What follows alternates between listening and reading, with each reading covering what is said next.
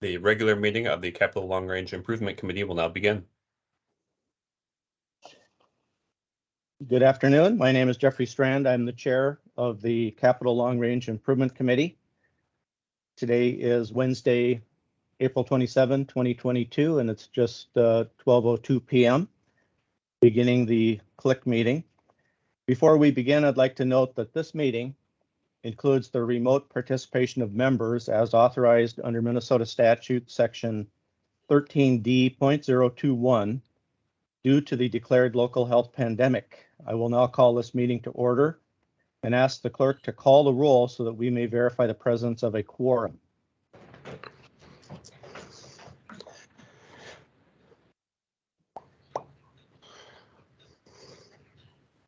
Or Adam, Present. Zachariah Aiden, Jocelyn Beard, Present. John Bernstein, Here. Vice Chair Willie Bridges, Present.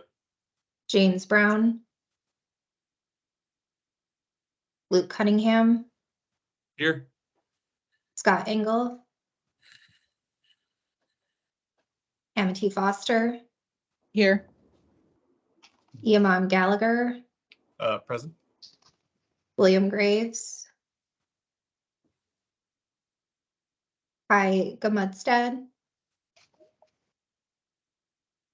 Risa Hustad, Here. Katie Jones,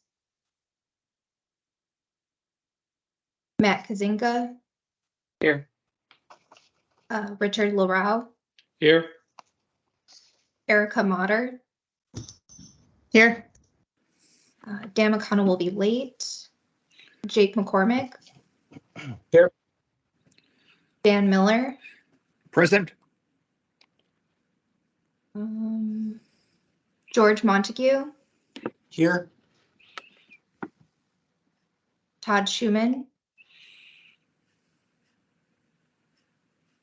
Chair Jeff Strand. Present. Katrina Stratton. Present. Beth Toso. Present. Eric Wan. Present. Jonathan Ahn. Present. There are 19 members present. 19 members present, and we have 30 attending the meeting. So we have a quorum of the potential 33-member committee present. Thank you. With that, we'll proceed to our agenda, a copy of which was posted for public access to the city's legislative information management system, which is available at lims.minneapolismn.gov. So we will project that. Welcome and roll call, adoption of the agenda, acceptance of the minutes. We'll then have our question and answer session number 3 on capital budget requests, hearing about public grounds and facilities and the Municipal Building Commission. We will then have task force breakout sessions that will wind up this meeting. So in order to expedite the process and save time, I will entertain a motion to approve the agenda and to accept the April 20, 2022 minutes. And when members make the motion and the seconding motion, please state your name to help the clerk keep track of who made the motion. So is there a motion to approve the agenda and meeting minutes? This is Thor. I'll make the motion for the agenda and minutes. And this is George. Willie Bridges. Thor and Willie. And is there any discussion? Any discussion, any corrections? Seeing nothing, seeing no hands raised, all in favor will indicate in the roll call that the clerk will now take. Or Adam, Aye. Zachariah Aiden, Jonathan Ahn, Aye. Jocelyn Beard, Aye. John Bernstein, Aye. Vice Chair Willie Bridges, Aye. James Brown, Luke Cunningham, Aye. Scott Engel, Amity Foster, Aye. Iamam Gallagher, Aye. William Graves, Kai Gamudstad, Risa Hustad, Aye. Katie Jones, Matt Kazinka, Aye. Richard Larau, Aye. Erica Motter, Aye. Dan McConnell, Jake McCormick, Aye. Dan Miller,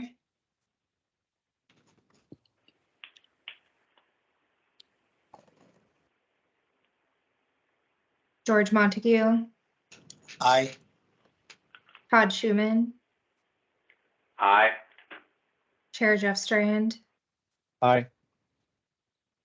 Katrina Stratton, Aye. Beth Toso, Aye. Eric Wan, Aye.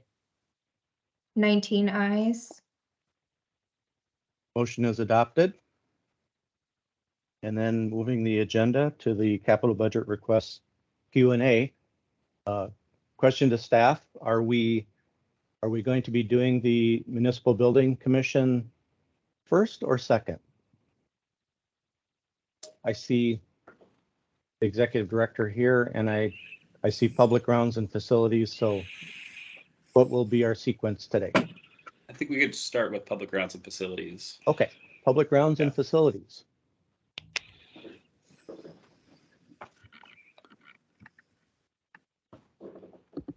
Was Barbara on right now? Yeah. Okay. Yes, I am here. Chris Oh, great. Fox and I are sharing a conference room and trying out this hybrid mode of operation. So I am here and listening. Thank you.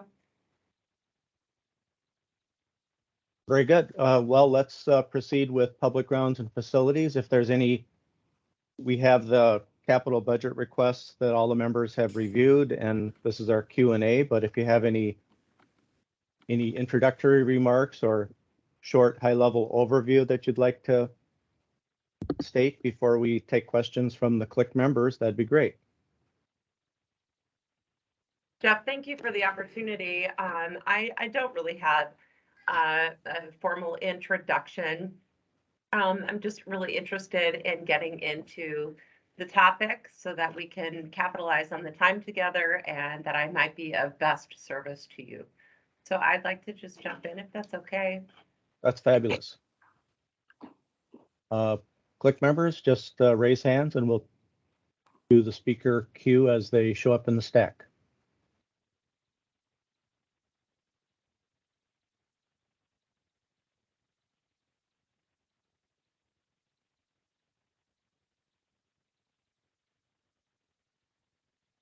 I see Amity and then Katrina. Thank you, Mr. Chair. I have a question on MPD 06, all of the MPD ones. So under the racial equity impact analysis, the answers for the questions around community engagement were all left as TBD, and I'm interested on what that actually means for you. Hi, Amity. Chris Bacchus, Property Services. And as these projects are very conceptual and early and kind of almost, just beginning a placeholder, we definitely would get much more into community engagement, both as Property Services and with MPD. The projects are just at such an early stage. We don't have a definition to that at this time. So I didn't want to fill in those sections with information that was not going to be substantive for a process that we don't know as of yet, because the projects are just barely kind of getting off the ground floor, so or conceptual. So we would look to develop that and come back with more information in the further years and much more engagement with the community.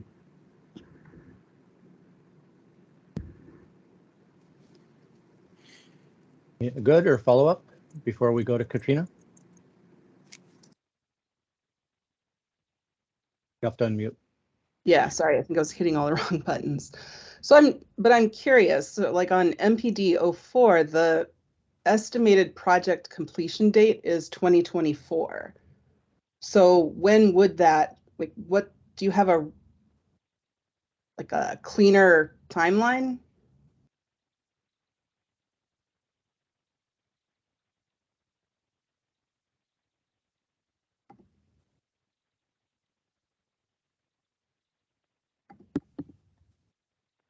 That's only that's 2 years away. That's not that far out. MPD 06 is 2025 for completion date, also 3 years away. So on MPD 04, sorry, I was just looking, MPD 04 right now is contemplating working with a developer, an existing facility in downtown. And right now it's working with the planning commission to look into feasibility and approval of that use. So after that proceeds, that's when the community engagement, in particular on MPD 4, would have to take place with the council member. And I think it was Tuesday this week or Monday this week that item just went to community, the whole planning committee of the whole. So that one's just developing as a development partnership also.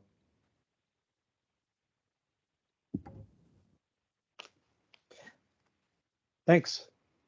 Let's go to Katrina and then John. Hi, thanks.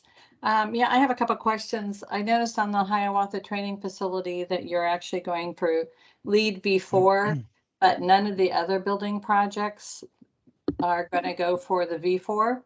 I'm curious as to why not, since everything that we know that buildings from cradle to grave produce at least 40% of the CO2, and that these buildings are going to be in use for 50 to 75 years, that why aren't all going for zero energy, zero carbon, which would be close to better than LEED V4. And then also in LEED, you need to start, even the initial conversations you're having with CPED, need to have all shareholders involved. And that's why LEED works the way it does, is so everybody's up front with everything going on with the community, with the builders, with the developers, so that there aren't any changes along the line. So answers around that?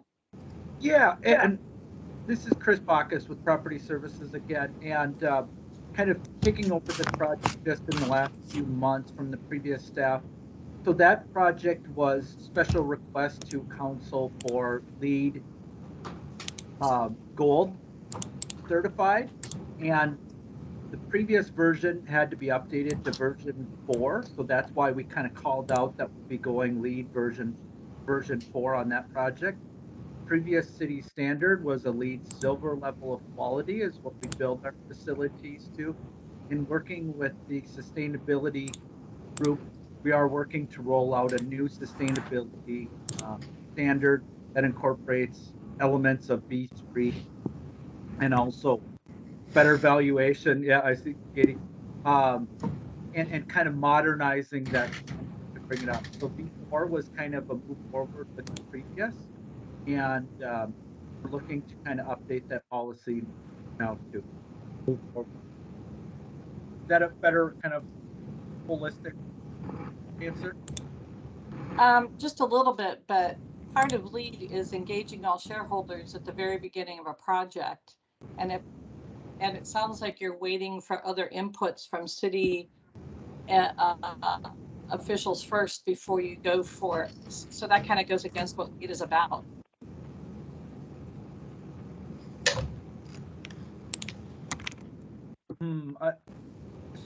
I know the project was started in that realm with LEED back in 2018. No, I'm talking about all the projects, like what Amity brought up, that there's a project that looks like in a couple of years, but there hasn't been any community engagement. So, but that project is still going to be LEED certified in some realm, which hopefully the sustainability department will prioritize LEED V4. But it should be engagement at the very beginning with all shareholders, not just CPED. Anyway, that's my comment.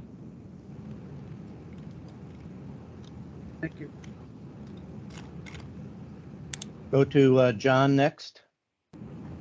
Thanks. So first point is just for finance. It looks like there's a incorrect link in MPD 05. Near as I can tell, it looks like it's linking to Bridge 101 funding instead of MPD 05 funding. At least that's how it's labeled. so it's hard to tell. It says DR 101 next to the funding. So just that point, if finance could get that fixed, that would be great. And I just want to follow on what Amity said about both MPD04, MPD, and MPD06. And I recognize that it's challenging to get all this timed right? But you're asking for a lot of money, and you're asking for it relatively soon in our 6-year process. You're in the front half of our process.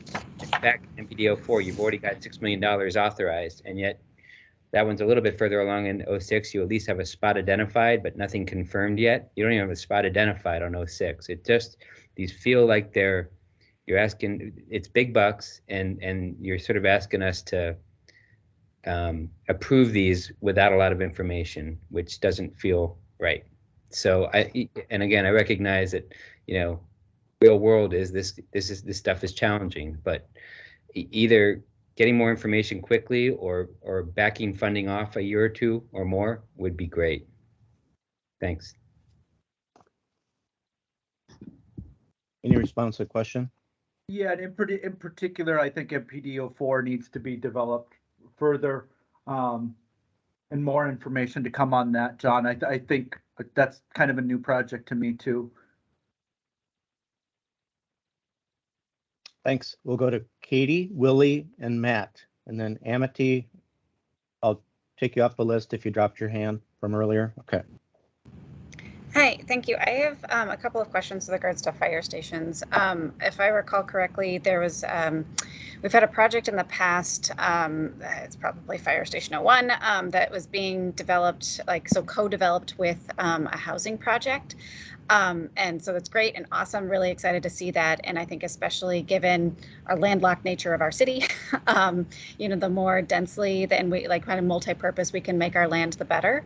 And seeing that we have 2 fire stations on the docket, how are you making decisions around, one, what lessons have been learned with that development process and downtown, and 2, how are you approaching, potential for collaboration with, housing or other types of development so we can maximize our land?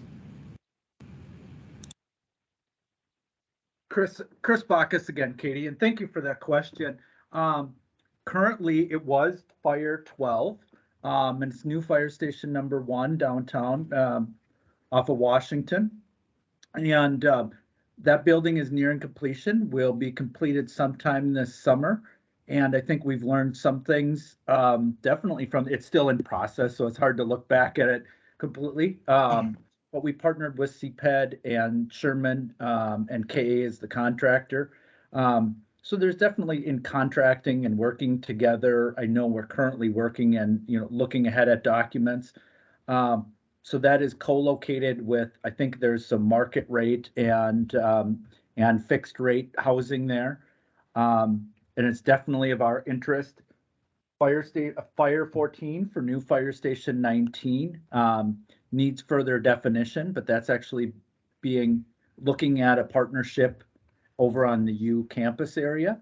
So it would be another ideal one where we would take a model similar to that. And it really fits our need to be in that area, but yet allow, most of that block was parking lot around the fire station. So I think it's really supportive. And if we look at fire station number 19 over near campus, it's kind of all low buildings on that block currently, and I think that would fit the need. But yet protecting, the city still has life safety functionality and travel routes that the fire department needs access to and to respond. So really prioritizing those needs, but yet partnering with the development is definitely a potential in those future fire projects. Is that a helpful answer, Katie?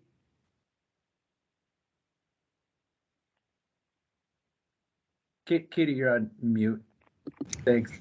Yeah, I'm really encouraged to hear that, especially on the U campus, and would just encourage that type of thinking for the fire station that's planned in the kind of northeast Marcy Holmes area as well. just, again, we're a landlocked city, and we can be continuing to build, 1-story buildings.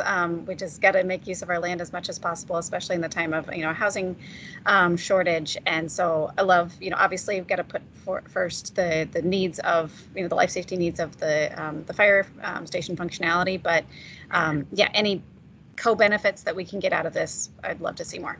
Thanks. Thank you. So Vice Chair Bridges, then Matt, Katrina, and Neil. Yes, I have several questions. Regarding the fire department over the university, there was conversation last time we had met about swiping space and looking at if the university is going to pay us for that. Where is that at? Has that gone away? Willie, I believe that's still open. I haven't been involved in any real recent. I know Bob, previous to me, had been in a few conversations, but it's still an open conversation, Willie. Okay, so that's still being negotiated then? Yeah. Okay. And the other question on the fire department on the 3rd precinct, you also left Ward 11 off on that, in that precinct. Were you thinking about renovating, looking at new space, and have you had the community involved in that discussion?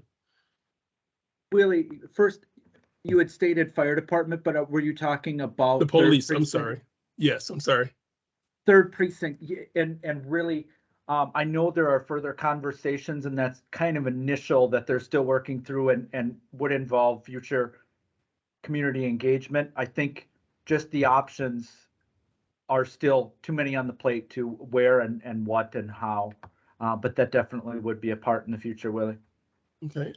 And I really want to reiterate what Kitty and Amity was talking about, having a community conversation about Hiawatha. There was a lot of conversation about that location, traffic, and so forth. Have you, again, I really think it's important to engage in community regarding that site on Hiawatha, because the community, as I understand, they were concerned about the traffic. So it's important to have them engaged in that conversation about that space. Agreed. And I know there were traffic surveys and the EAW that was done last year. And community engagement will continue. Yep. And one more question regarding the 1st precinct. There was conversation about, from last time we were talking about the 1st precinct, I forget where the location, but you were talking about housing on top of the precinct and the fire department having that together. Has that gone away, or that's not in the conversation anymore?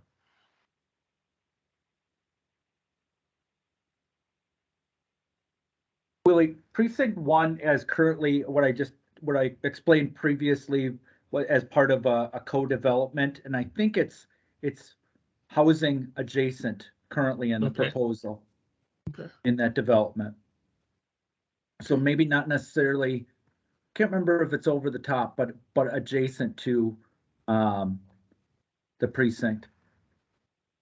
And that's going to be, they're talking about mixed income with the housing there. Woodley, which project was this? Can you remind me again? That's the 1st precinct. Okay, thank you. Anyway, that's all my questions. Thank you. Okay, great. Matt, Katrina, and Neil. Thank you, Chair. Thank you for being here. So I guess I have a question around the decision-making process around renovation versus relocation when it comes to the 3 police precinct projects. Looking at these CBRs, I feel like the 1st police precinct project, MPD04, makes a relatively good justification for how the existing building can't be sort of renovated to meet the needs that are expressed in this.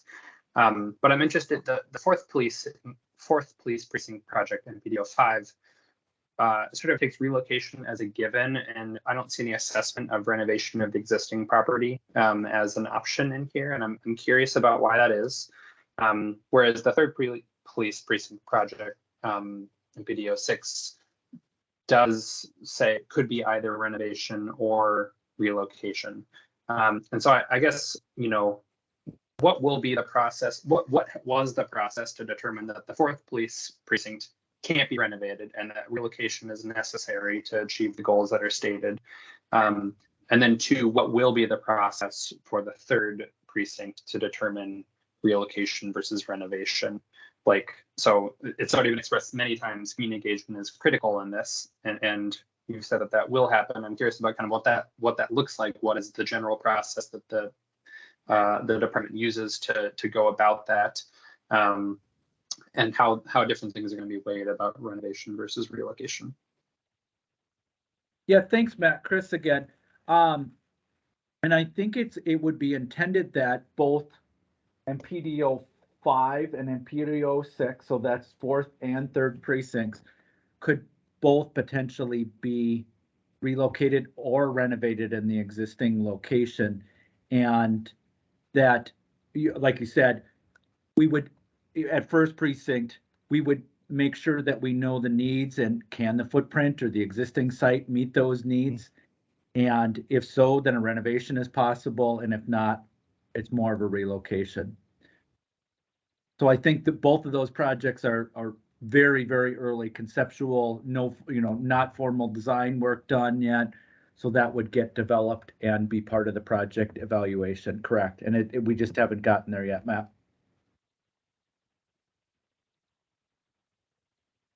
Okay. Next is Katrina, then Neil and John. So I'm going to pick up where Matt left off because I was wondering the same thing. That building is only 34 years old in the 4th precinct. So if it can't meet the needs, then maybe the needs, I think it can meet the needs if smaller, maybe satellite places were built around North Minneapolis rather than having one big, huge kind of, to me, it's almost like a military base kind of situation. From a CO2 reduction perspective, renovating a building, especially the size of the 4th precinct, is much more preferable because the building already has a CO2 footprint, and renovation would be a much better option. So what would you do with a 34-year-old building that takes up quite a bit of space that's really not worth destroying? So I would really suggest that, and I don't remember hearing anything about community involvement with what's going on in the 4th precinct either. So if there has been some outreach, I haven't seen it. So can you address that, why you would even look at relocation rather than maybe satellite buildings and renovation? Yeah, Katrina, so we have not engaged a formal designer for that. And at the time where we would start involving a designer, we would better identify options, especially at 4th precinct, there's a fair amount of property. So I completely agree with you. If it would meet the needs, our preference would be continued use of that facility and a renovation to meet updated needs. Well, that's good to hear. Thank you. Jeff Thor has had his hand up for a while.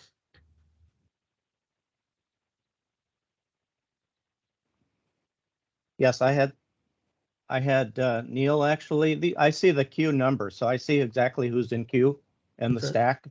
So it's Katrina's done, then it's Neil. If Thor hasn't spoken, then we'll go to Thor and then back to John. So this is a reference that John from a few minutes ago. We just updated, just FYI, we did update the table that was in, I think it was NPD 05, and that's now linking to the correct financial table. So that should be updated now. Thank you. Thor, then John, then Amity again. Yeah, I just wanted to speak to the 3rd precinct issue. It's actually second priority. My concern right now is that they're operating out of downtown. They cannot effectively even respond. It takes them about a half an hour to get to different parts in the precinct.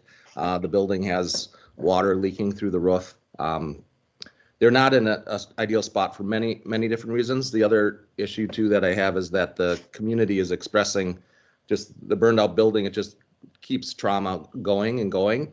And so I would just, like I said, I noticed that it's not priority one. I just look at it from a city, and just as we work through a process of healing and rebuilding relationships with MPD, that needs to be, I would say, elevated in its priority. And even funding wise, people are going to want to be moving on this project, and I understand there's a lot of steps. I don't want to rush past community involvement, but once things have been heard, I want to be able to make sure we're able to act and that the resources are there so that we can move forward with whatever process needs to happen. So that's just just expressing the importance to me of seeing that as one of the highest priorities. The other precincts have buildings that might not be sufficient, but they actually have buildings in the area where they're doing service. And right now that's not happening. And I know there'll be new models, and we're working on lots of different things with peacekeepers and different initiatives. So there could be a lot of great things that come, and maybe these buildings will have multiple purposes, but I want to be able to act as quickly as possible when that happens.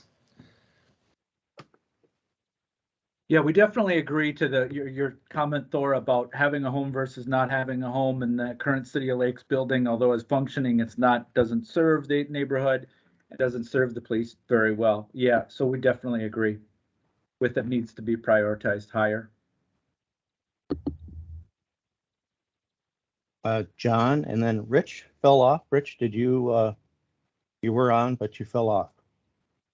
Thank you. So I've got questions on two separate PSD projects. So these are two unrelated things. So I'll start with one, let you answer, and then I'll ask the second.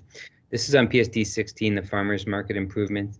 Our concern in the past with this one has been the lack of clarity around development that may or may not occur surrounding the farmers market and how that may impact that site. So I'm wondering if, there's LRT station there and a bunch of other potential development. So I'm wondering if you can give us an update on that. That's question one. Yeah, thanks for the question, John. And dating back to years, I know I don't have any new information. As we know, the Southwest LRT station is being constructed currently.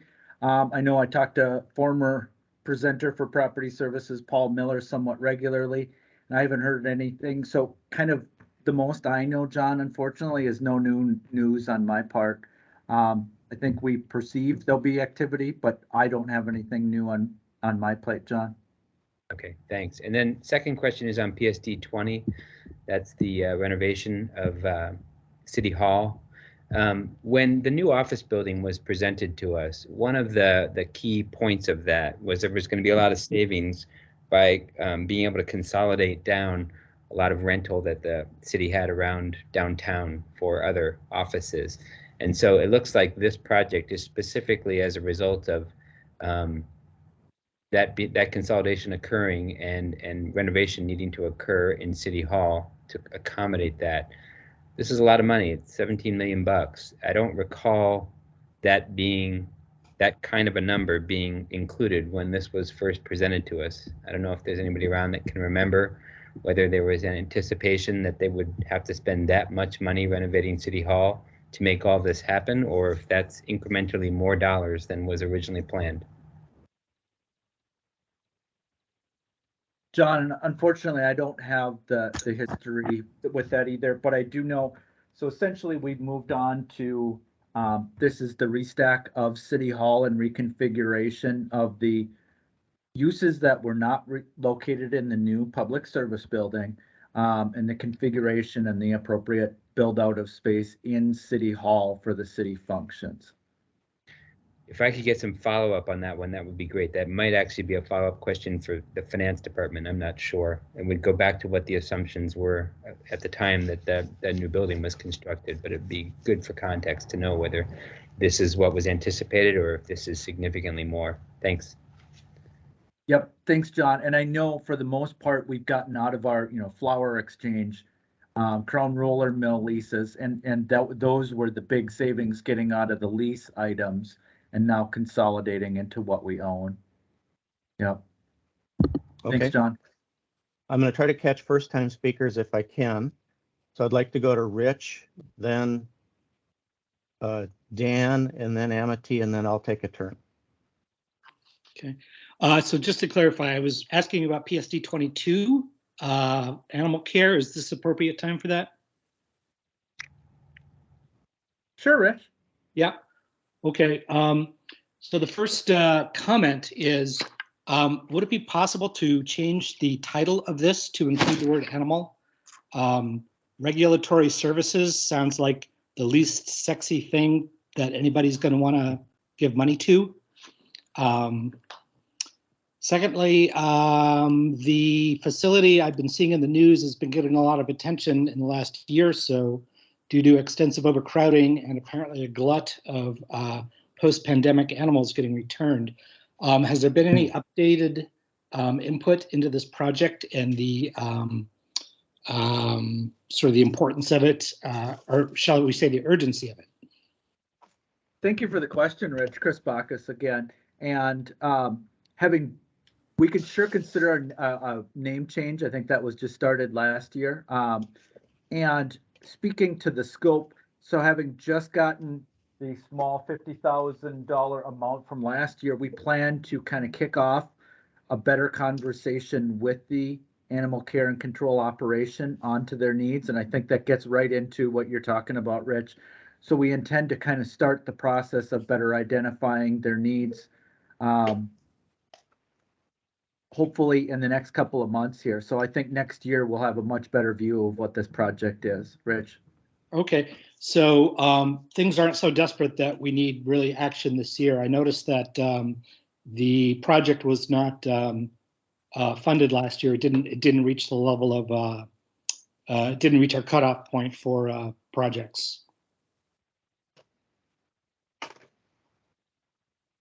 Yeah, we'll continue to figure out how to work through that project with the animal care and control operation. Okay, thank you. Okay. Amity, or let's go to Dan, then Amity, and then I'll speak. Good afternoon. I have a question regarding PSD 20 downtown office campus, and it's maybe more of a comment than a question. Along 4th Street, the outside and the new public service building, the public parking for bicycles has been severely limited. It nowhere near is back to what was in front of City Hall beforehand. In fact, there's only 5 bicycle stands there compared to well over 20 before the pandemic. So I just want to say that we're trying to reopen downtown. We have a public hearing on May 11th in City Hall. There's going to be inadequate bike parking there, and this is a between you, the NBC, and the Public Services Building. Something needs to happen quickly to get the bike facilities back up to shape. Thanks. Okay. Amity, and then Jeff. Thank you. Chris, I really appreciate all your answers, especially around community engagement.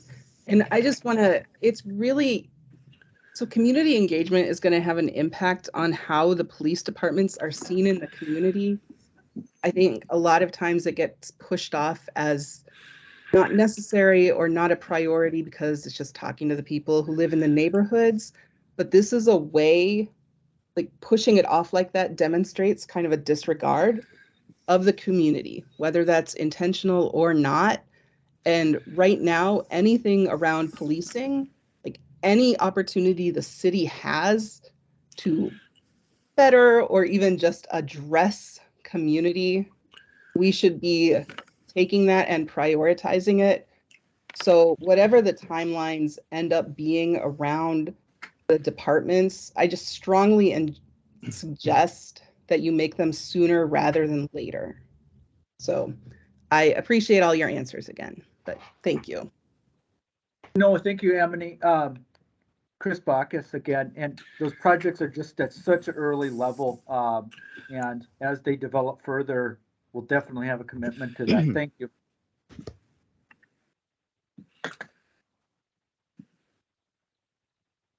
Okay. I'll go back to the So I'm trying to look MPD 05. So I just want to reiterate the comments about community engagement and public engagement. I hope that the group responsible for determining whether to stay and renovate or to relocate, that you have a robust engagement process that's consistent with the city adopted IAP2 principles of community engagement that we had adopted years ago and seem like we've largely forgotten. And I mean to have the engagement include the entire territory of the 4th precinct. I can say as a Shingle Creek resident that I sometimes wonder, based on the near complete absence of MPD service in my community, that maybe we should be paying our property taxes to Brooklyn Center instead of Minneapolis, because we see the sheriff patrol, we see Brooklyn Center, but we probably see an MPD vehicle. Not that we don't have need for it, because we've got neighbors who are hunkering down from gunshots, who have gunshots in their homes, who are frightened on their blocks from this gun violence that's out of control. So I think a facility that's more centrally relocated, that actually provides adequate public safety in the redefined mode, would be something that 4th Ward residents would be interested in. And I think our recent election reflected that. Next.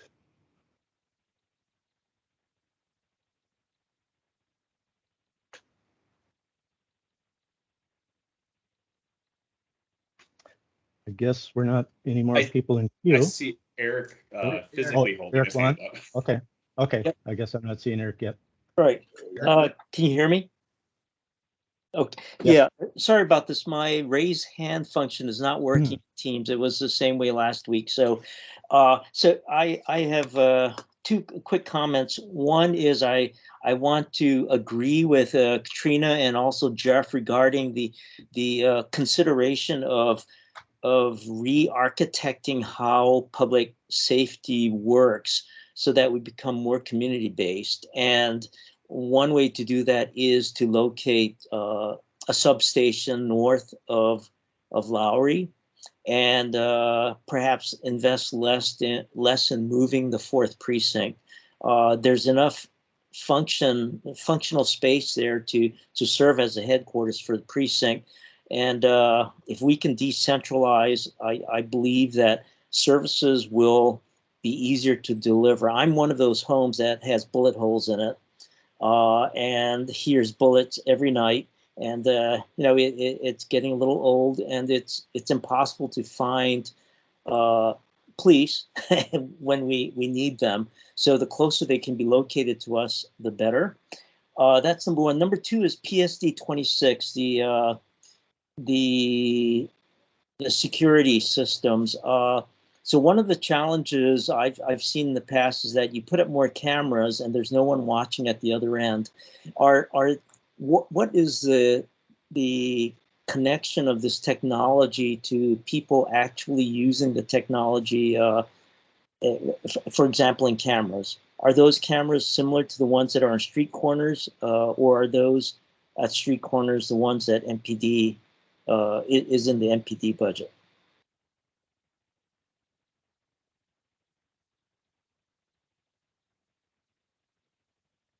So Eric, I look at, and sorry, I'm gonna Yep. kind of back up for a sec, or go to your last question. I think what you're asking, so the PSD 26 is related to lands and buildings facilities, and I think their safe zone cameras are in the right of way. Those cameras are on light poles, and so different networks. I think they can be commuted, shared, if you will.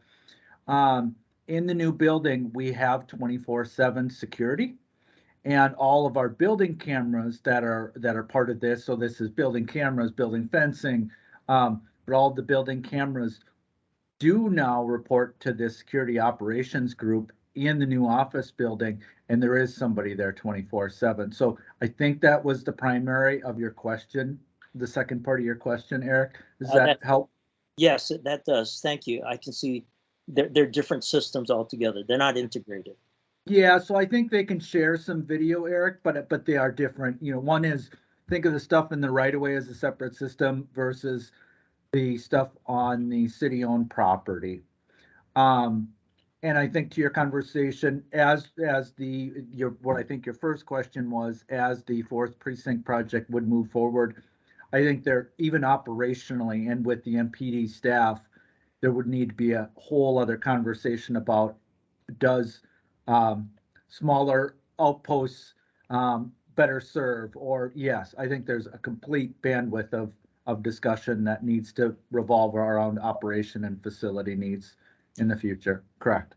And if I might follow up, who would that conversation be with? Is it with you or with MPD or? I think it's with a project team that's comprised of both. Because I think many of those are operational questions that would be more MPD, and property services is there to help with meet the needs with facilities. Correct. Okay, Yeah, thank you. I think if that's a soft description of it, Eric. Yeah, that helps a great deal. Thank you.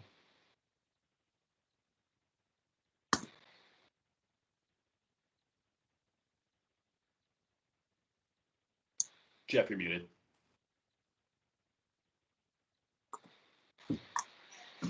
Okay, sorry about that. I was saying I hadn't seen any other hands raised, but I now see Katrina. So let's take one final question. Then I think we'll thank Property Services for presenting answers on our questions. And then I see that Aaron Delaney is back in the meeting, so we could move to our Municipal Building Commission segment after that. Katrina?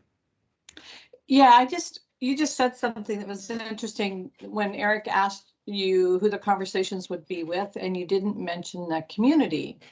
So you said that they'd have conversations with MPD and the facilities people, but I think that's the point where you also have conversations with the community, because MPD is going to have a certain focus and a certain mindset, where the community is going to have another focus and a mindset. So having that conversation at this time with all shareholders actually goes back to the lead requirements, but it also helps engage the community before MPDs even had an opportunity to get a stronghold about their ideas, and they push them forward. So that's not a question, that's just a comment. Thank you. Yep, sorry, Katrina. I intended that those meetings would be with both groups and the community. Sorry, I just didn't state it that way. Thank you. Okay, thank you, Property Services. And if we're ready, since it's 12:50 p.m., move to Part 2, Municipal Building Commission. And Aaron Delaney, back in your office. Yes, I am. Hello, good afternoon. And did you want to say a few words before we start with the Q&A? Well, gee, never not take the opportunity to talk to community members, right? I hope I've met most of you. Aaron Delaney, I'm the director of the Municipal Building Commission. We are charged by state statute to take care of the City Hall Courthouse building. As my PowerPoint says, every year, the building is jointly owned by Hennepin County and the City of Minneapolis. And so we are truly a hybrid organization. I'm presenting 6 projects for your review and question. The good news is if you've seen all of these projects already, we're not introducing any new projects for this request. And in fact, project number 6, I'm not asking for money until 2024. So Chair Strand, with that, I stand ready to answer questions and or go through the PowerPoint, however you all prefer. Well, let's see if we have questions. I'm not seeing any hands at this time. Oh, no, somebody ask a question. Which is really unusual for this group.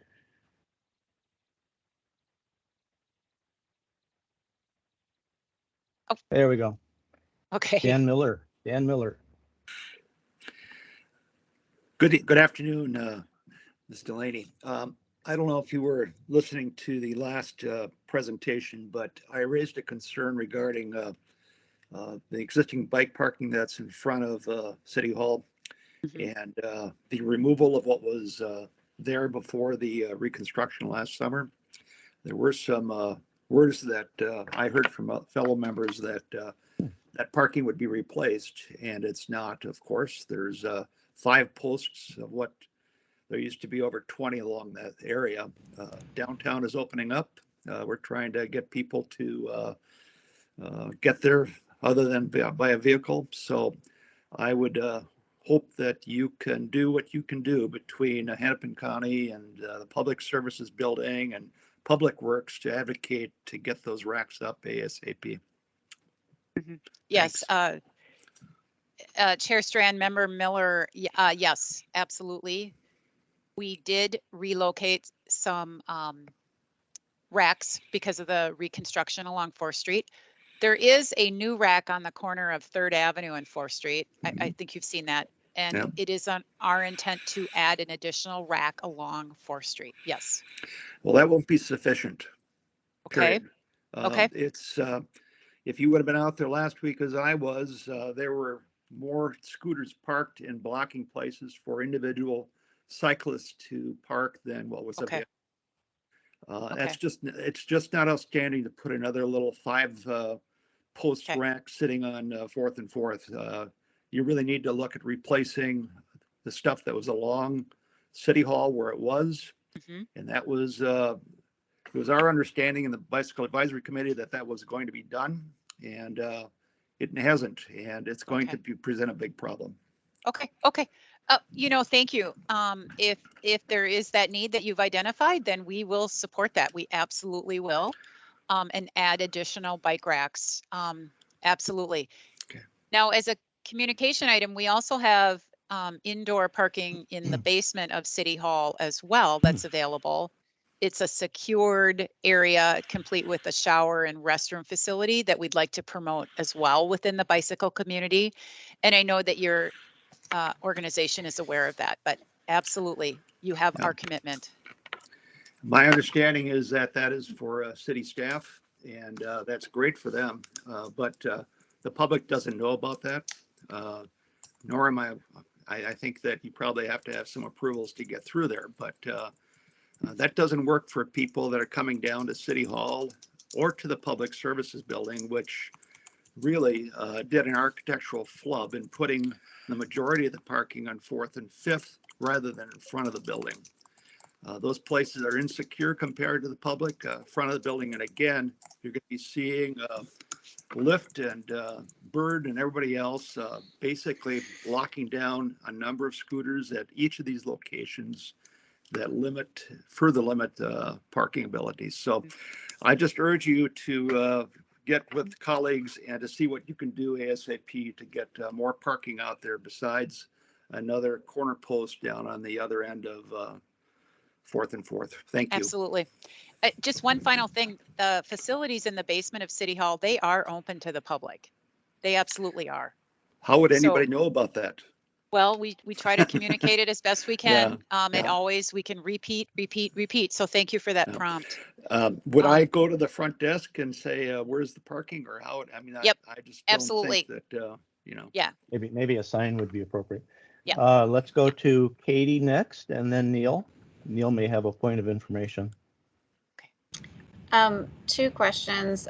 First one, so I was just comparing what we funded last year, or what council, I guess, adopted, versus the request for some of those, like, I think, anyway.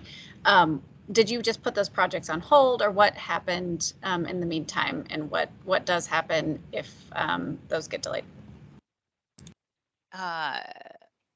Chair Strand and Ms. Jones, I can tell you specifically exterior improvements project number 6 that we are not requesting money for next year. It's really a capacity issue. There is a lot of construction ongoing in the facility right now, and so it's better for us to hold on that for the exterior improvement project until 2024, when things stabilize a little bit in the building. Okay, I guess I was just asking, like, from last year, because council didn't fund a couple of those projects. were they just on hold until for now? Yeah, if there's a specific project, I'm happy to talk about that. Otherwise, what we did is if no new funding came in, we used existing resources to continue with the project. So no project is on hold per se, except for number 6, exterior improvements. Okay, thank you. And then one other question that was prompted because of the mechanical systems upgrade. So the city has climate action goals, has renewable electricity goals. How is MBC looking at electrification and decarbonization? So beyond just basic energy efficiency, are you in greater conversations with the city's energy manager about how that's gonna how we're gonna get down to zero for the building? Sure. Yes, absolutely. Ms. Jones, absolutely we are. We can put together a data sheet of all of the different goals that we have with the new projects with the work that we're doing relative to energy consumption and all the different types of energy. In addition, not only do we consult with the city's energy management experts, we also consult with the county's energy conservation staff and experts as well. So yes, it is a priority. Awesome. I'd love to see that data. Okay, will do. Thanks. Thank you. Neil is up next. Yeah, this is actually a place for Scott Engel, who's having some Okay. functionality issues. Scott Engel. Yeah, I cannot wait for it to get in person because this Microsoft Teams has been a nightmare today. So anyways, I have a question in general about skyways. It's something that seems to not come up in the click, but these are basically $1 million buildings at the second level. And my understanding is that somehow Hennepin County and the Municipal Building Commission, when they built the new building, they split the cost of the new Skyway. And I'm just curious to know how that works. And just in general, I guess this is an aside for maybe the rest of the click, that many of the other Skyways in the system are managed through that parking system. So, which is news to me. So it just seems like we have these multi-million-dollar buildings. I don't know, are they $1 million, $2 million to construct that don't get a project in the click, but they're there. Chair Strand, Member Engel, that's a great question. Unfortunately, that's not the MBC's topic. Our building, the City Hall Courthouse, does not have a Skyway connection. So I'm sorry I can't address those questions specifically. So this is separate than the public service building. That is correct. Your that is correct, sir. Which Yes. is also confusing. This is my 3rd year on this, and it's hard to figure out who's managing what. So. Well, we are the City Hall Courthouse building, the MBC, just Okay. the one building. Okay. So I do have a question for you. Okay. When I was on the pedestrian advisory committee years ago, we brought up the problem that 4th Avenue is basically a parking lot for the police department. And it's not actually possible for somebody to really walk down that sidewalk. Has that ever been brought up as something that the NBC would consider? It's probably not historically accurate to say that it's a parking, the sidewalk should be for parking. That's really a great question that we have continuously raised. And in partnership with the city, when they redo 4th Avenue, we definitely want to be at the table to increase the width of that sidewalk. Absolutely.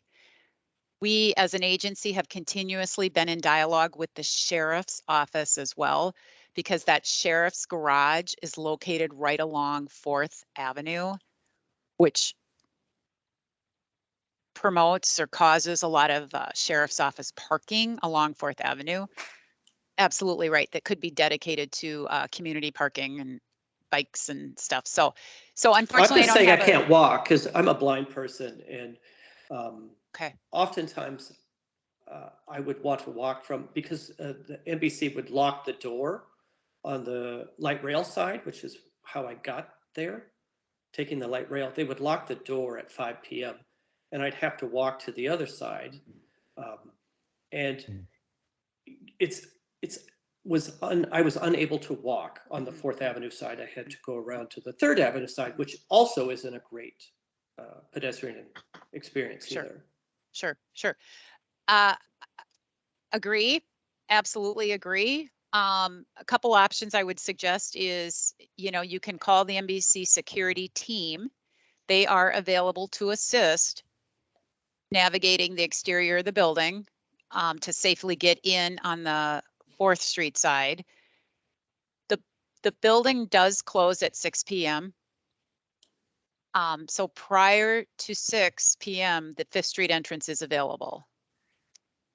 And then again, after 6 p.m., all of our guests are required to enter on 4th Street. So I'm sorry, I don't have a better answer for you. I agree again with the condition of the sidewalk on the 4th Avenue side, and it's a known issue that we're looking at and continue to try to improve. Thank you. Mm-hmm. All right. Thank you, Scott. Katie and then Dan. Sorry, that's old. Okay, Dan Miller.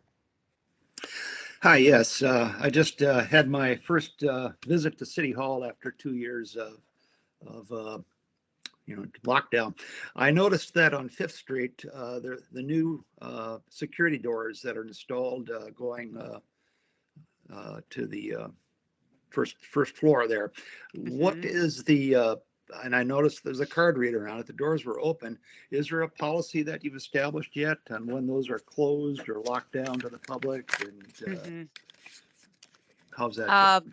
Yeah, sir, the policy is that those doors will be open. Now, some of them are closed because of construction that's ongoing in the building. For example, the 1st floor southwest corner of the building, those doors are closed because of ongoing construction. Okay. Members of Click, are you all familiar with these interior doors that we are referring to? They, if you will, encapsulate the sides of each side of the building on each floor. They're required as per fire code. And during the pandemic, we did close those doors because frankly, there were very few people in the building and it became a security issue. So they're programmed into our fire system, our sprinkler system. They will be open, and then at 6 p.m. they close and they are on access control. Okay, does that answer your question? Yep, okay. It does. Thank you.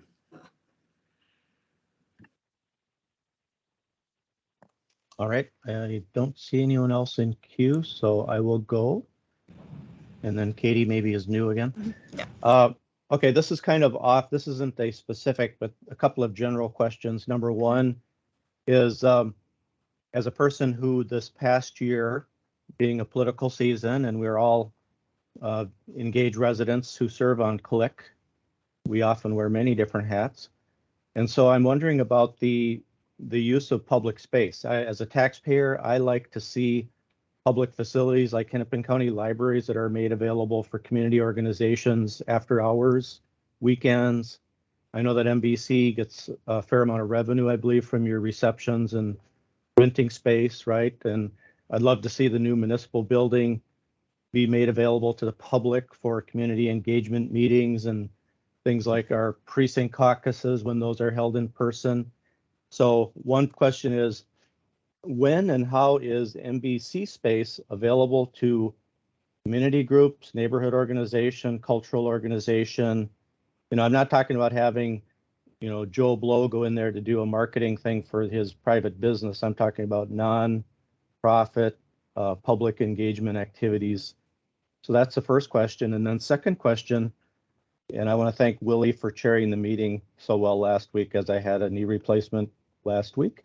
But the experience has further reinforced my empathy as a human being for persons with disabilities. And I have a temporary disability in terms of my surgery. But I have to say that prior to retiring in March, when the government center and the skyways were all locked down, it was an extremely frustrating, and as an in-person worker, to have this temporary disability where I actually had a doctor's disability permit approved for the state, and to be unable to actually make use of that, to have to park in a ramp a block away and go this circuitous route through the building, out into the snow, trudge across the sidewalk, through the ice, on the slippery bricks, really reinforced my, empathy for these circumstances that arise in our human lives. So I just wondered, what does your agency do in terms of employees or residents with disabilities who should need special accommodation for attending public events like city council and other events, who need reasonable and special accommodations? Okay. Thank you, Chair Strand. I'll start with your first question about the public use of our conference rooms. The short answer is we don't have a policy in place right now for how best to do that. And I know you referred to our events program. Unfortunately, that has been on a hiatus the last 2.5 years. So that whole piece just hasn't been occurring. I hear what you're saying. We have got some amazing conference rooms in the building. In fact, we're working on some right now that, just a sidebar, one of them will be decorated with pieces of the original clock face from the clock tower.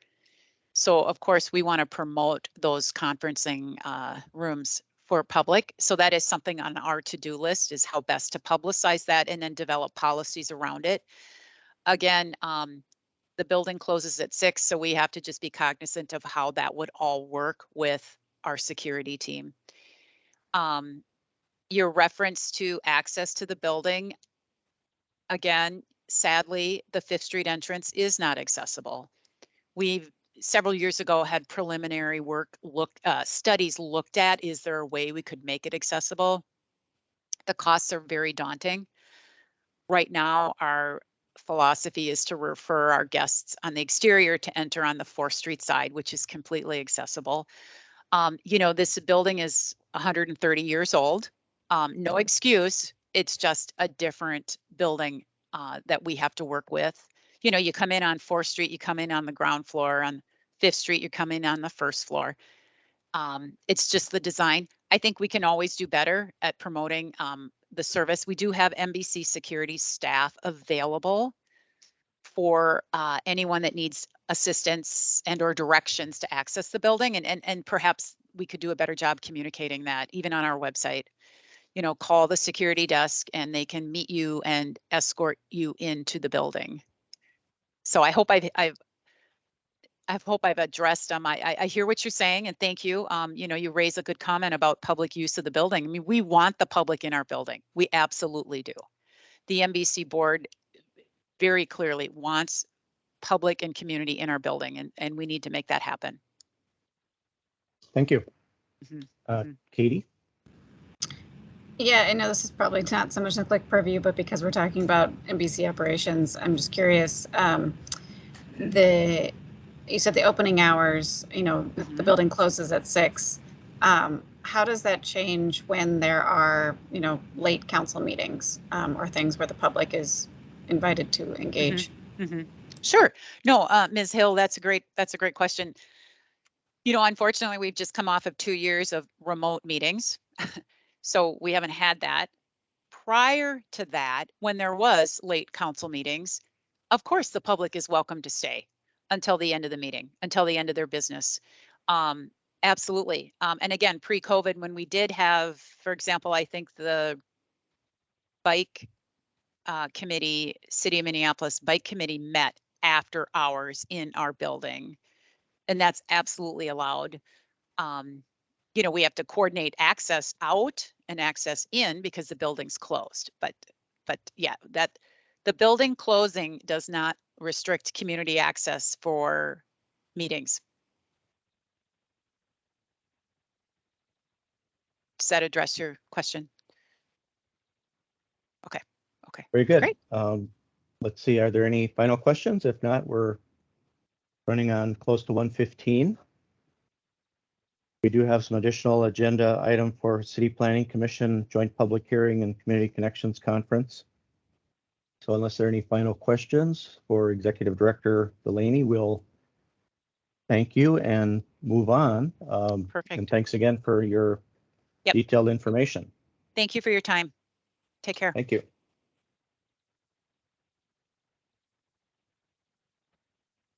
Next item on our agenda is to talk about the City Planning Commission Joint Public Hearing and Community Connections Conference engagement. Jeff, do you mind if I quickly interrupt? I don't mind. Give Don't a mind couple at all. announcements. Okay. So Yes. just an update on our calendar here. So the Joint City Planning Commission / Click meeting was originally scheduled for 4:30 p.m. The clerk's office has rescheduled this meeting and it'll be at 5:30 p.m. on May 12th in room 100 of the Public Service Building. I've updated your calendar, the calendar out in the SharePoint site. And then Justin was going to start sending out new invitations. So actually, Justin, do you want to go to if you can click calendar, I can briefly talk about coming back to in-person meetings. Yeah, so we have another meeting this coming Friday, April 29th, and that will be our last virtual session. After that, all our meetings will be in person. So Wednesday, May 4th, you'll see that the Human Development Task Force is meeting in the Public Service Building in room 600C, and the Transportation Task Force is meeting in the 10th floor training room. So for the rest of the calendar, you'll just check this calendar for where we're going to meet. Most of it is going to be in that Public Service Building, room 100, which is on the bottom floor of the new Public Service Building. But yeah, I would check this calendar routinely before you come to meetings. I'll continue to send reminders out on each Monday just to let you know where we're going to meet. But keep in mind, so next week we will be returning to in person.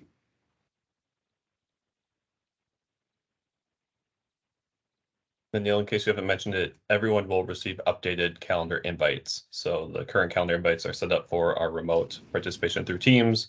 Those will all be canceled likely right after this meeting, and you'll receive updated invites. The location will be included in the invite itself, and then also in the body and the text of that invite too.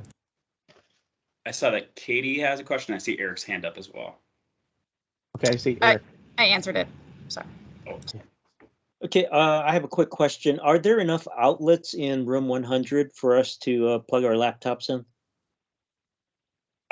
That is a great question. I've never actually been in the room yet. I'm going to be downtown tomorrow and I can go find out. Great, thank you. Yeah. And then Justin, do you mind going back to that original slide?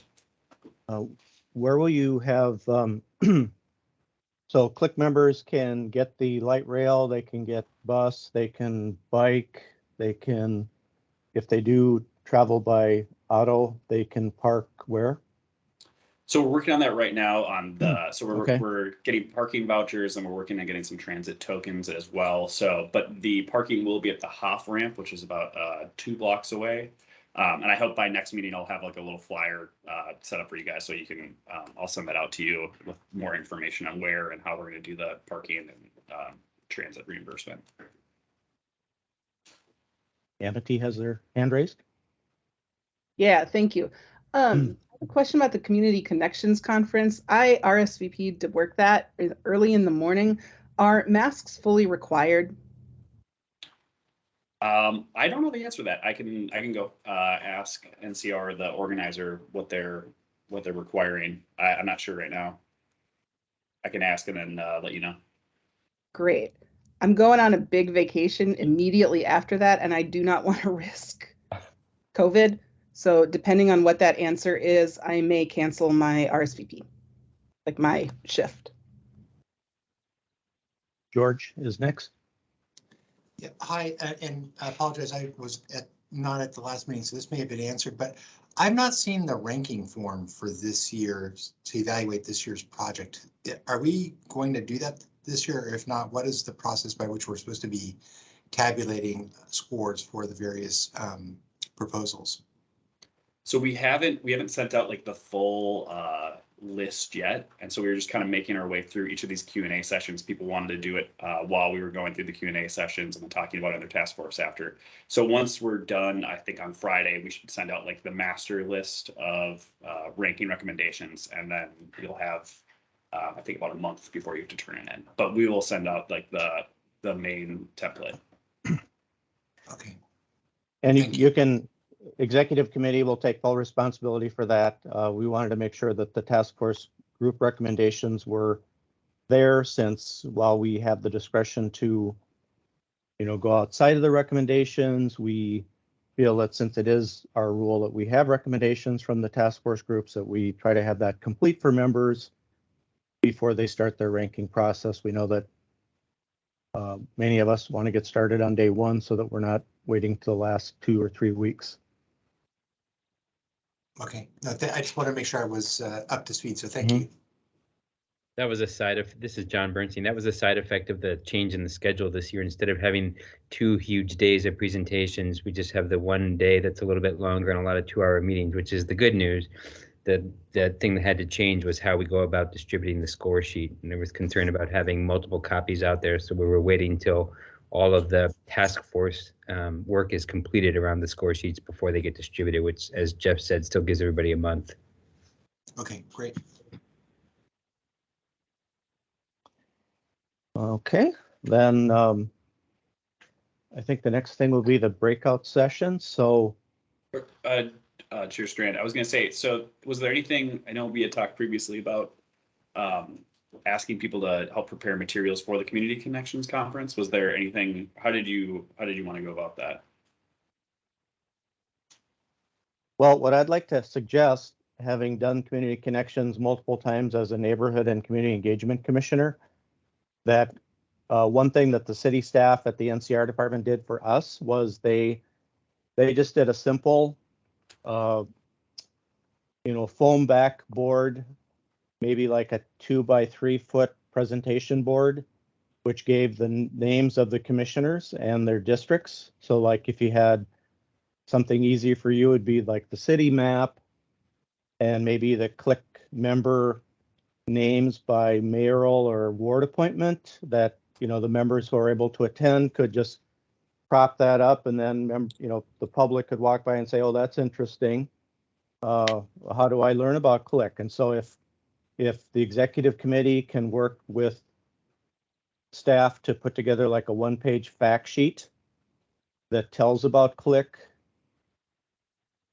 plain language, simple explanation, and then that would be printed up in quantities to give out to members. So it would be both a, excuse me, an informational tool and a maybe a recruiting for the next 2-year cycle, since our terms all end at the end of this year. So that was my idea, having done multiple Community Connections conferences over the decades. Dan Miller, I see you have a hand raised. Yeah, I too have been to and presented and attended several Community Connections conferences. One thing I think that would be helpful, both in a bulletin board, and if not that, just as a handout, would be the table of contents of all the projects that were the capital budget requests that we're reviewing this year, and a link as to how to get there, so they can further, an individual can later on go back and explore maybe a project that's in their neighborhood. Thanks. So probably the handout that we typically get from staff for our joint public hearing with the Planning Commission.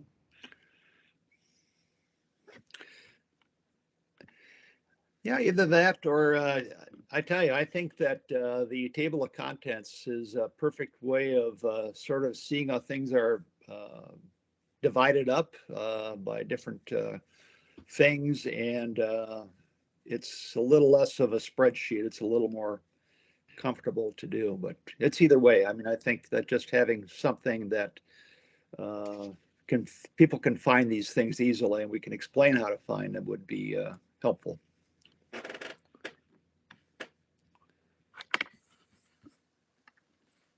So like the 3-pager that we're looking at in our capital projects table.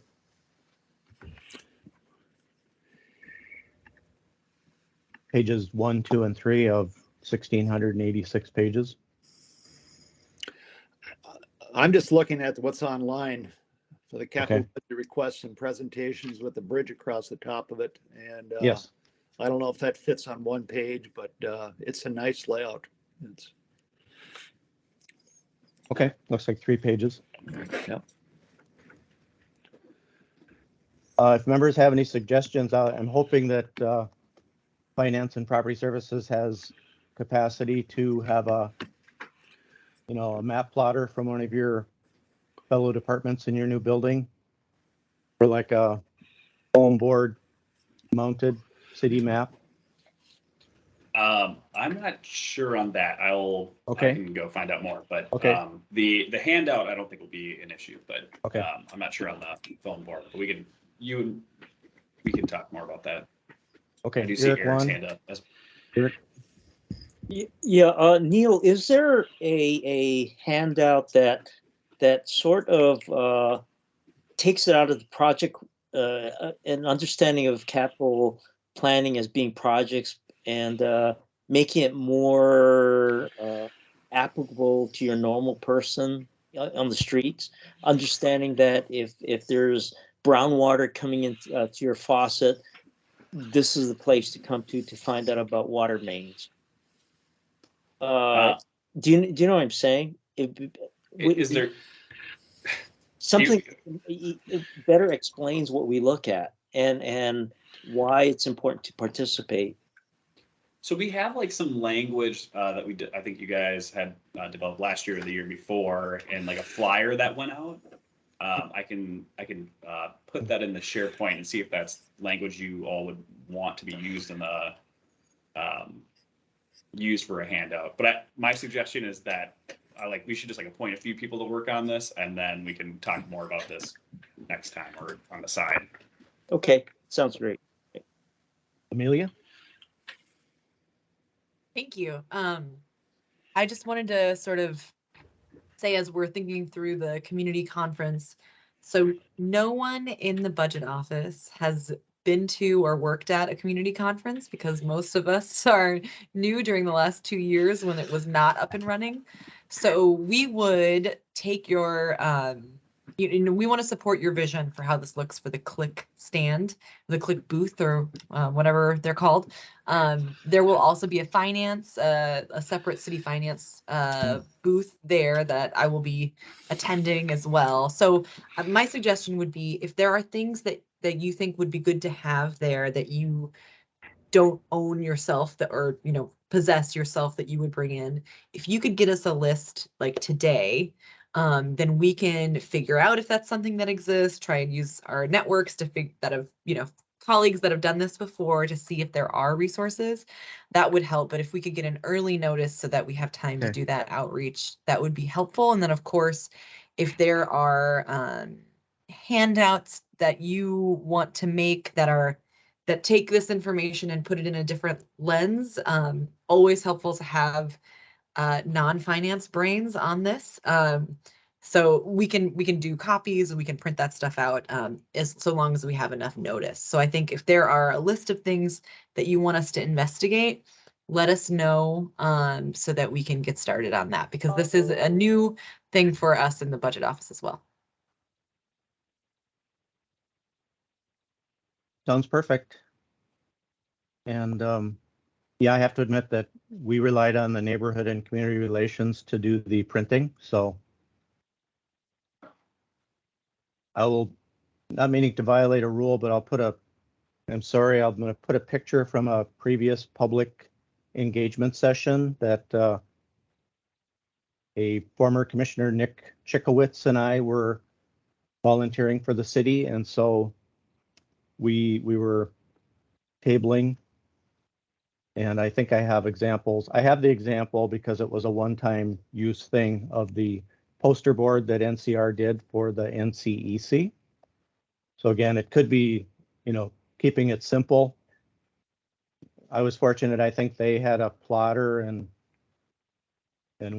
before I was retired, I worked in a department that had a survey division that had a big plotter for public type printouts. So it's a bit larger than your ledger printer on your standard multifunction device, but thanks for the heads up, and I'll send a picture of what NCR did for us. That's great. And so printing beyond handouts is probably not something, that's not something that we have access to in finance. Okay. But handouts for sure. Very good. Then I think if there aren't any other questions, or we should go to breakout. And so, can I give one last reminder? Can you go back to that last slide, Justin? Just as a reminder, so I'm following up on some of your questions that you've had from previous sessions in that click inquiries document. It's in the SharePoint, so there's a 23 through 28 tab. So I've been trying to answer some of the questions I know of that that either if you've gone and try to talk to one of the departments, also just please try to forward those responses and questions to finance.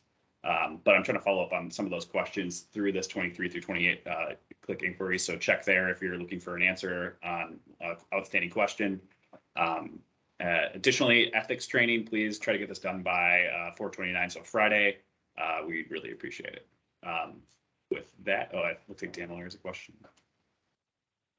Dan? Thank you, Neil, very much for putting together that click inquiries sheet. My question is this department response current, or was it done last year? So there's a 2022 or 22 through 27 tab, and then there's also tab for 23 through 28. And so we're populating that as we're going. There's still a few answers I'm waiting on even for those. So I would just keep checking back there for complete answers for this year. I really appreciate that. Thank you.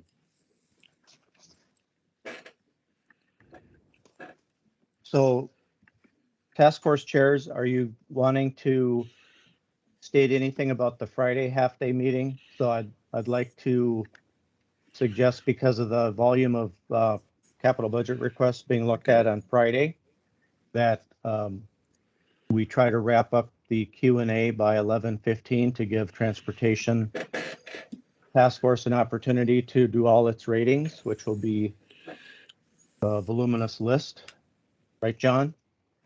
Yeah, I guess the only thing I'd say about that, I'll talk, when we break out, I'll talk more to transportation about that. I'm going to try to build in some time past the actual scheduled meeting time. If we can end by 11:15, that's great. But by the same token, I want to make sure that, people aren't left with questions that are unanswered. All right. So then I think any other comments from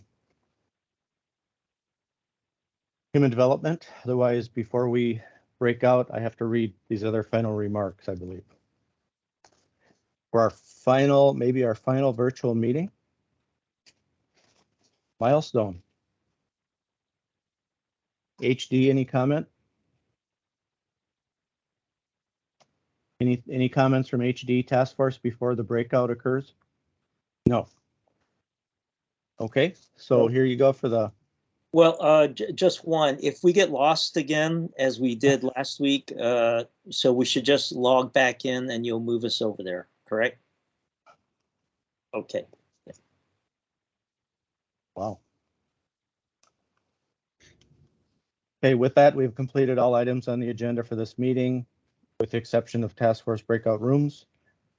So it says members of Human Development Task Force will remain in this meeting, and members of Transportation Task Force should automatically be redirected to a breakout room on Teams.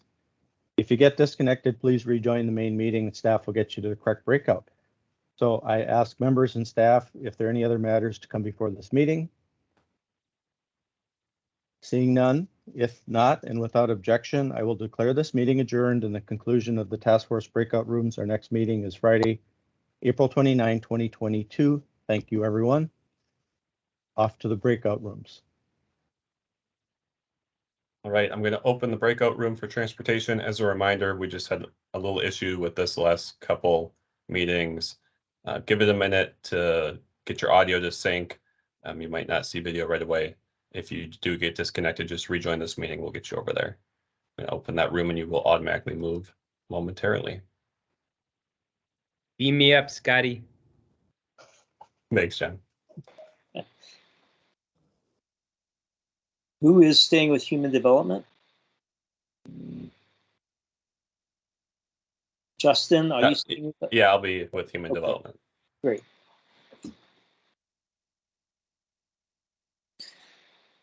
The room is opening. I do see some members moving. Jocelyn, it looks like it's red day. Yes. I'm a St. Louis Cardinals fan, so this is a red bird, red. I am supposed to be in transportation. Yep, if you came back, I'll try to move you back over there.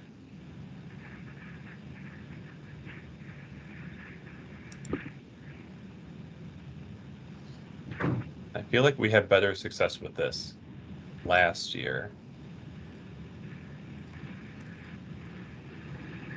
Oh, John's back. John and Katie. So the same thing that happened to us, like the chair and co-chair are not in the meeting. I thought you were spying last week, Jocelyn.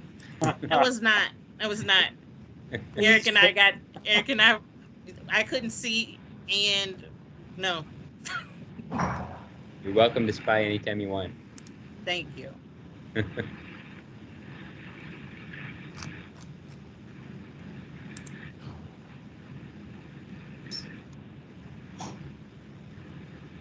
Come on, Scotty, give us your best Scottish accent and tell us what's broken. There is a button that says join room at the bottom. Should I click that? Yes.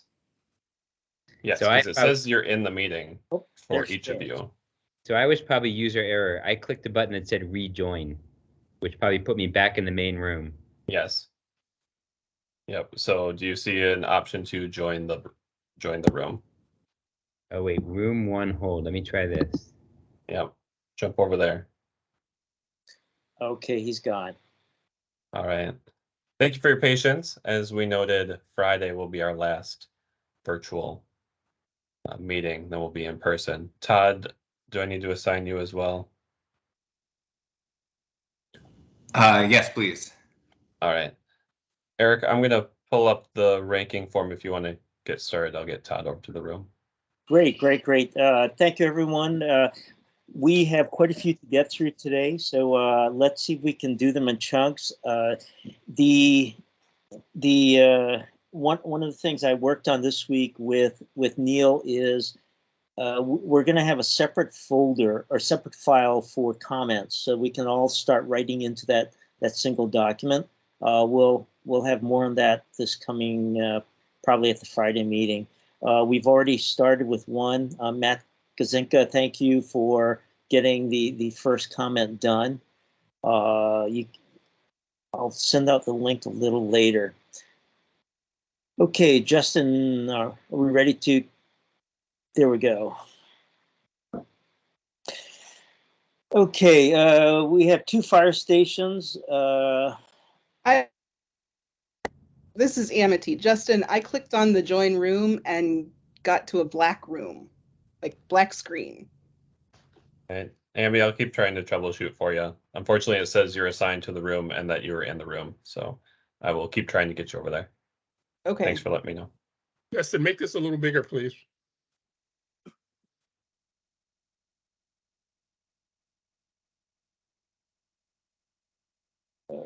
Okay, that's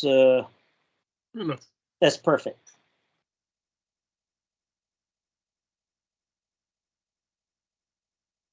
Okay, fire stations. Any comments here?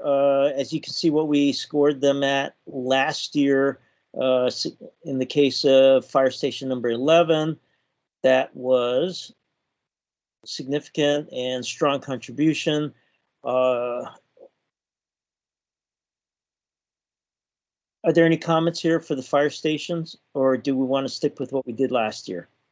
Can you make it just a little bit bigger?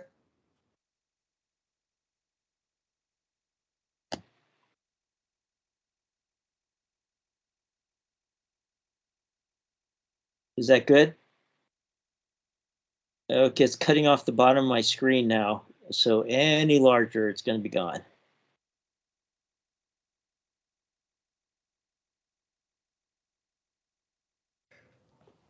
I would move to leave them the same. This is 4. Okay. Any discussion? Otherwise, I think we'll move forward and just keep them at last year's scoring. Okay, hearing none, let's move on to MPD.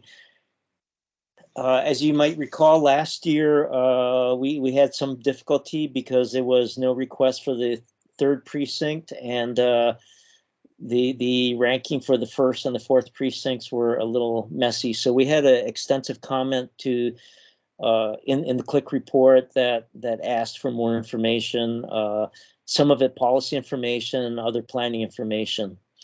So I'd like to recommend that we do these precincts one at a time because they're 3 very, very distinct and different situations. Okay, let's do the 1st precinct first. Any comments?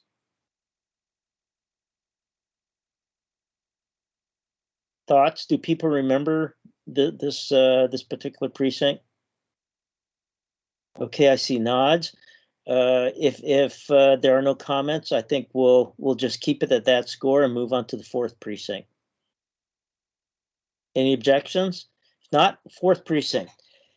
Okay, so it's clear from today's discussion, and I partaked in that discussion. Katrina, what are your thoughts here? I see your hand raised. Well, the thought similar to what Jeff and you, and I don't know if Jocelyn said anything, but it's just weird that the city would take a 34-year-old building and then now, I mean, even though that's what the CBR says, but it sounded like there was, I mean, the guy that did the presenting was still confused, but they're asking for money and they have no direction still. I don't know, isn't that what you got? Maybe. Yeah, so I remember this project from a couple of years ago, and they had outgrown the space is basically what happened. And they were still under the notion that they just wanted to have one building, one precinct building without decentralizing any of the functions. I think if we throw in that the notion of having, you know, satellites, as you call them, I think that's the way to go. It needs to be an extensive commentary that explains more than the 34 years, but also discusses the ability to improve services and to move the public safety services closer to the community. I think it could be a substantial, a sort of a meaty explanation about why we think they need to really think of this with the community engagement. I agree. If I may jump in here. Please. A conversation about this building. First, it's an ugly building. It looks like a fortress. And there was conversation of people saying they want it from off Plymouth to someplace else, that it's more centralized and not on Plymouth. But the biggest thing was they've outgrown the space. The building was ugly and it looks like a fortress, and get it off of Plymouth. So I remember those discussions at some of my public meetings. So great.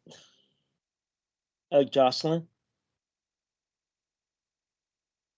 You're muted, Jocelyn. Yep, I wanted to put my hand down first. So I'm trying to use my logical brain and not my emotional. So decentralized. I agree that services should be decentralized. I agree that the 4th precinct looks like a fortress, and the people that are in it behave as though it is a fortress. I also am of the belief that in our current situation, police don't deter crime. They come after things have happened. So possibly putting them closer, and possibly putting them closer will shorten the time for them to get where they should be. However, as someone that has called the police and them not show up or show up hours and hours later, I don't believe it was because I was so far away from the 4th precinct. So there is a conversation that there's honest conversation that needs to be had about the 4th precinct, where it is and what it represents to the community, what it is sitting in place of historically. And so I think Katrina said it in the broader meeting that the community needs to, whatever happens with that building, footprint or whatever, there needs to be truth and reconciliation about the 4th precinct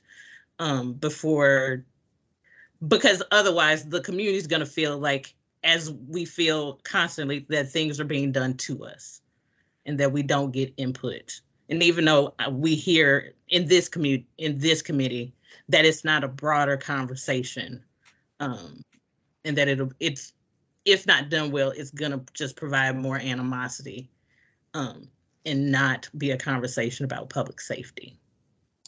Okay, great. I think that also circles back to what Amity was speaking to, getting the public engaged. Thor.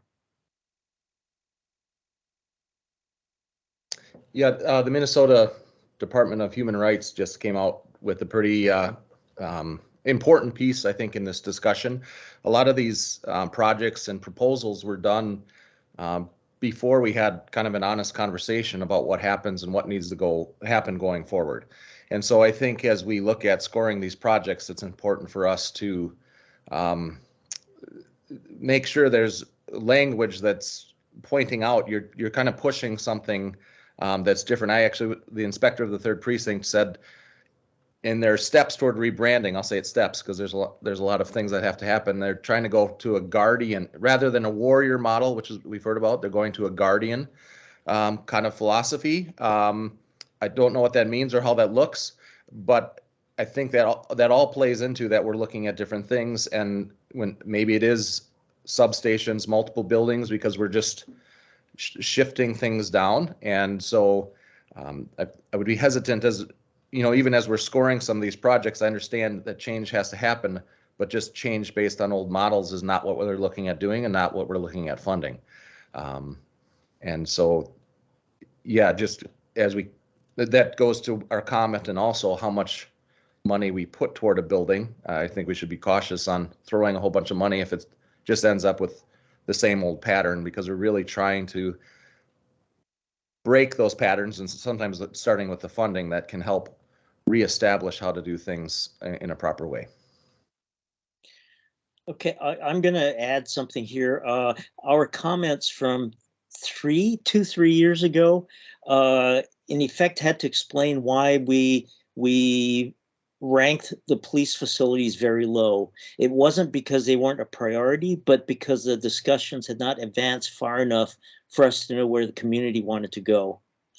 And I think we pretty much repeated that comment last year.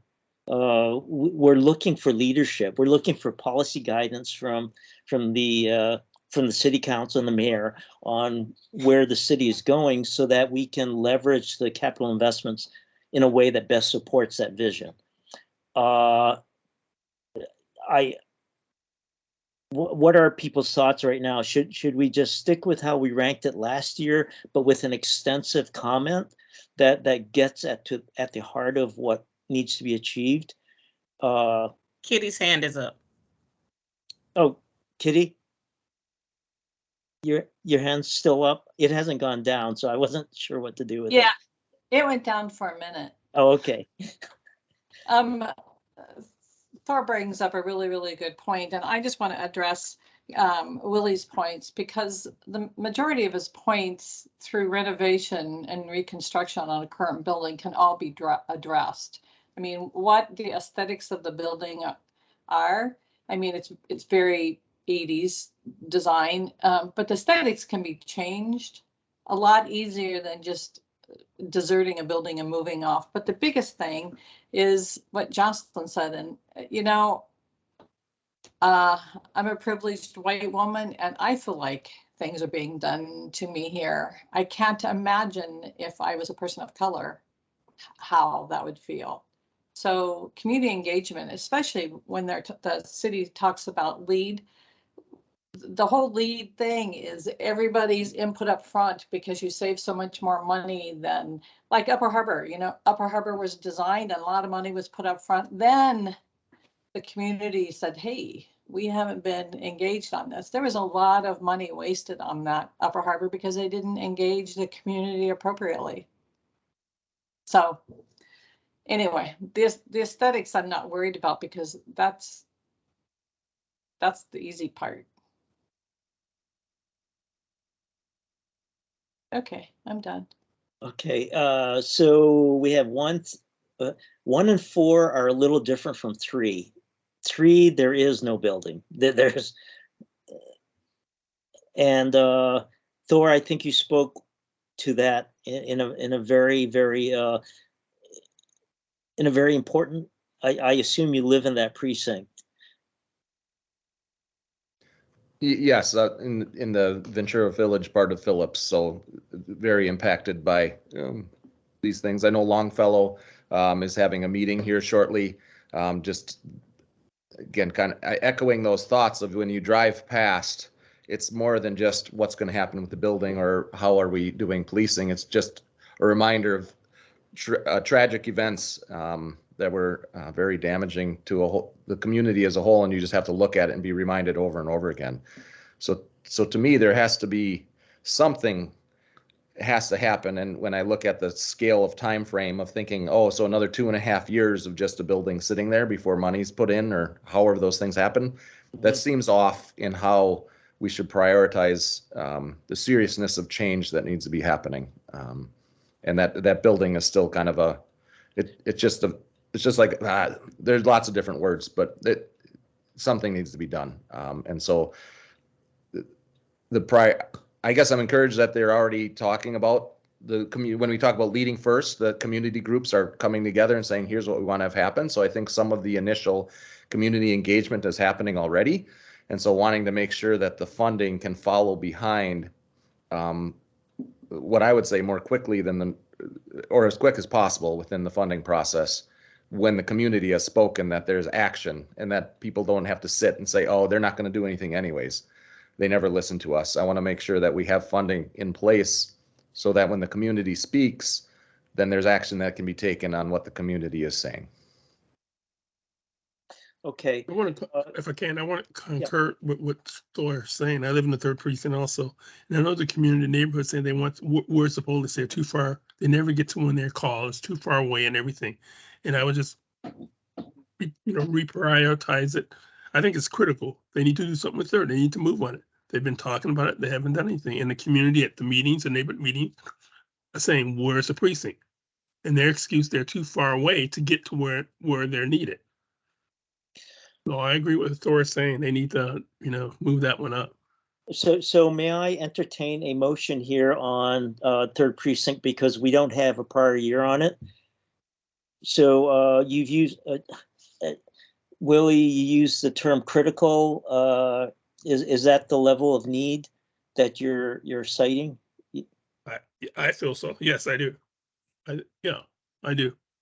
Okay. And I would agree with that, and a strong contribution with a very strongly worded comment that just says we are highlighting this because the community is asking for this and they have to be listened to. This isn't, we're not just pushing something forward, but. Okay, may I make a recommendation here? Yes, Justin, I think that's what I'm hearing, strong and critical. Let's organize the comments on the police department, beginning with the question of public participation, engagement of the public in the discussion, and then also do specifics on comments on the first precinct, separate comments on the third precinct, and separate comments on the fourth precinct. So Thor, would you be willing to take a first cut with Willie on language for the third precinct? Yeah, I'm willing to give it a good attempt. Great. And Kitty, would you be able to try the fourth precinct with Jocelyn?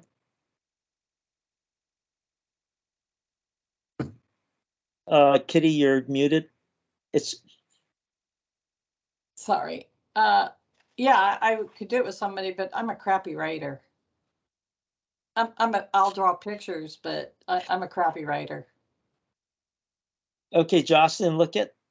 Could you work with Kitty, please, on this one? Yep. I look forward to the PDF drawings attachment for the comment. Well, I don't draw, so I mean, there you go. There you go, partnership. Okay, first precinct, is there really anything to discuss about the first precinct? I'm not sure that really calls for any commentary. Okay, I think we're set on MPD. Wait a minute. Yeah, Eric? yeah, please. It says it's new, but the budget is for, the city council adopted $6,000 this year. This is for the first precinct? Sorry. I can clarify, Katrina, that's just the name of the proposal. It's not a new proposal. This proposal is called New First Police Precinct. Oh, well. That is confusing. Yeah, it's been called new as long as I can remember. Okay, so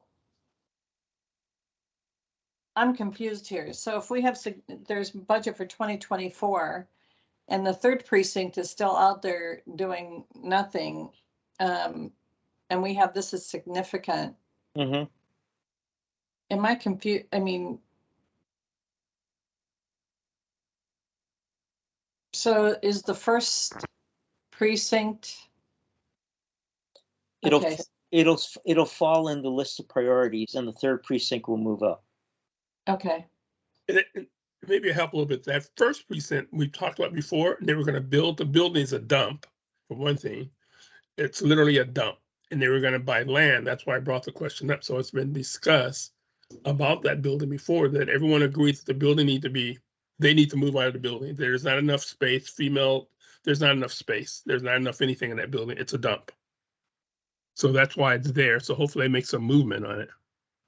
Okay, Will, at the same time, if the budget's for 2024 and they haven't done, have they done the community engagement and have they done, I mean, that's 2024. Right. I don't know. Yeah. Go ahead. I'm sorry, Eric. Yeah, that's one of the reasons we're going to jump on public engagement at the very beginning of the comment on MPD. We'll bring that up. Yeah, I don't see how they're gonna do everything and have the building design and pay for it all in 2024. I don't think that's going to be our problem. It's fallen so many times already. Oh, has it? Yeah. So I have a question. So I don't remember this happening last year, but we see that, or maybe it did, the 2024.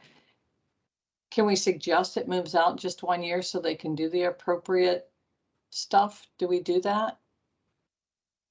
You know what I mean? Like move it just a year? Well, we can do that. We do that in the process, later in this process. Okay. Yeah. Okay. Sorry. Neil, go ahead. I was gonna say, yeah, during the programming phase, that's one option you all have, is to shift things around from year to year. So that was an option you had last year too. Okay, sorry. We just need to keep a note in our heads that we want to move it off another year. Let's see. I just saw a hand go up and then that was Rich. Go ahead, Rich. Yeah. No, I think Katrina's right. If we have the power to move projects from year to year, my understanding is when we did that last year, that was solely for the need to balance the budgets because they weren't coming out based on how we rank them. So Yeah. Um, Yes, we've done it. We have the authority to move projects around before we rank them, and therefore take that into consideration for the rankings. I'm not sure how we're going to integrate that. I don't like the idea of just putting a little check mark by it and say, oh yeah, let's remember at the very last minute to shuffle these years around. So can we address that a little more crisply? Justin or Neil, I don't know if there's a way for us to affect the ranking because we don't want to lower its priority, but we want to put it off a year.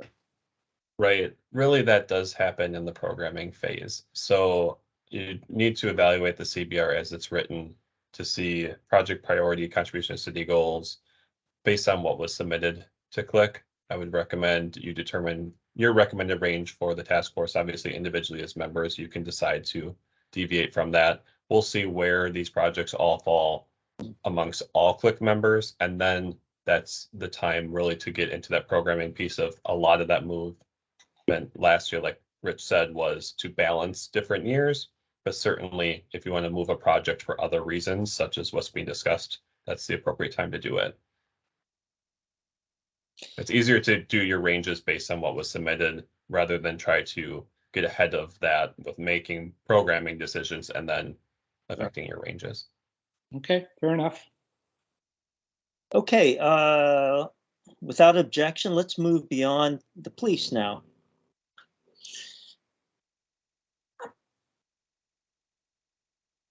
Okay. Eric, I'll do just a quick time check. We have 2 minutes.